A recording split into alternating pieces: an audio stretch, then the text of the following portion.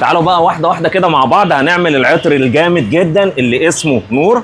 هنعمل ازازتين مطلوبين مننا في السريع، خطوات واحده واحده هنمشيهم مع بعض. ده الزيت العطري ودي الازازتين اللي هنعملهم. فك الازاز الاول، بعد كده ننفخها بالهواء جامد من الداخل. هم نضاف بس احنا بنأكد عليهم. بنحط أرضية كحول، المقاس ده 50 مللي. انتوا طبعا هتسامحونا على الدوشة اللي انتوا سامعينها دي لأن احنا في شارع عمومي. بعد كده بنحط نسبة الزيت العطري لعطر نور. عطر نور طبعا الناس اللي ما تعرفوش هو من اجمل العطور اللي موجوده في الفتره الحاليه. هو عطر تقريبا ترند. العطر ده الشكل ده من العطور الناس كلها بتحبه وبتسال عليه. هو عطر خشبي محلون. العطر مسكر شويه او محلون وخشبي. عطر فيه طابع شرقي جميل شيك، اداؤه ممتاز، نازل للجنسين رجالي والنسائي، ولكن هو عندنا بيباع رجالي اكتر عشان قوي شويه وخشن شويه. الحته الخشبيه ظاهره فيه بس محلون ومسكر بالبلدي جامد. حطينا نسبه الزيت العطري وبنكمل كحول. تمام.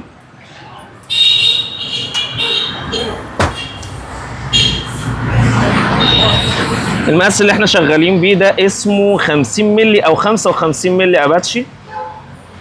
بعد كده هنحط الازازتين دول في كاس الخلط.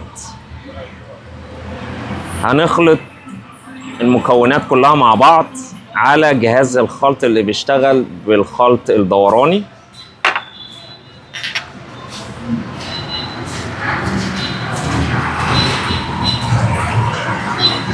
العطر اسمه نور.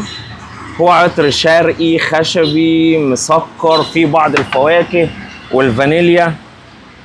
هنحطها هنا. ده جهاز خلط بيشتغل بالخلط المغناطيسي. ده مذيب عطري بيساعد على اذابه الزيت العطري في الكحول. وبعد كده ده الماء المقطر، طبعا معروف ليه وظائف كتير، من ضمنهم ان هو من ضمن وظائف الماء المقطر ان هو بيساعد على اذابه بعض المكونات في العطر. بيتحط بنسبه معينه لكل ازازه، وبرضه في بعض العطور بنقلل من نسبه شويه وبعض العطور التانيه بنزود نسبه، وبنخلط المكونات كلها مع بعض. العطر اسمه نور. العطر ده مشهور جدا وهو اكتر العطور طلبا عندنا في اباتشي.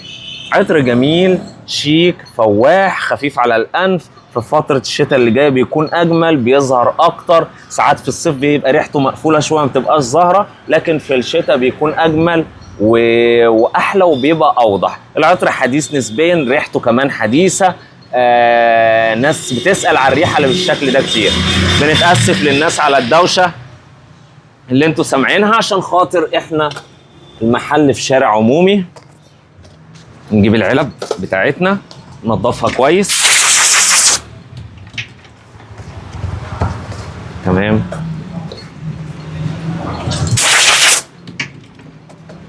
بعد كده بناخد السائل العطري اللي احنا خلطناه على جهاز الخلط. اول حاجه طبعا بنتاكد ان العده تكون نظيفه قبل ما نشتغل بيها. انا طبعا بنضفها. بنرجع بالسائل العطري في الازازه تاني. لو حابب تعرف اي تفاصيل عن العطر ده هنحط لك مكوناته في تعليق. تمام. ولو حابب تعرف التفاصيل كامله هنبعتها لك باذن الله. نرجع بالسائل العطر في الازازه تاني.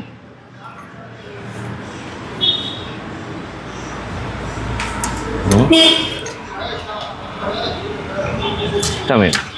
واول حاجه بننظف مكان العنق عشان ما يبقاش في سائل عطري ياثر على البخاخ او الالوز بتاع البخاخ. الازازه دي الوز مش كبس. معظم الازاز عندنا بتكون كبس، بس المره دي جايبين الشكل ده الوز. برضو من الازازه اللي الناس حبتها جامد الشكل ده. نجرب البخاخ. بسم الله.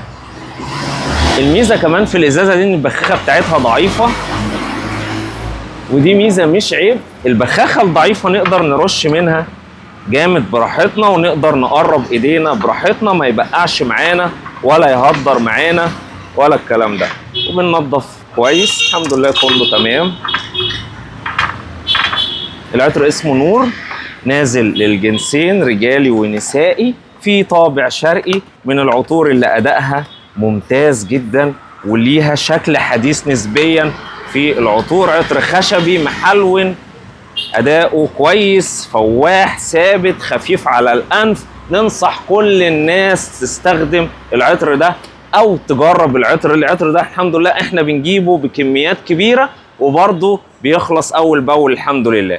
ننصحك تجرب عطر نور قبل الكميه ما تخلص. السلام عليكم.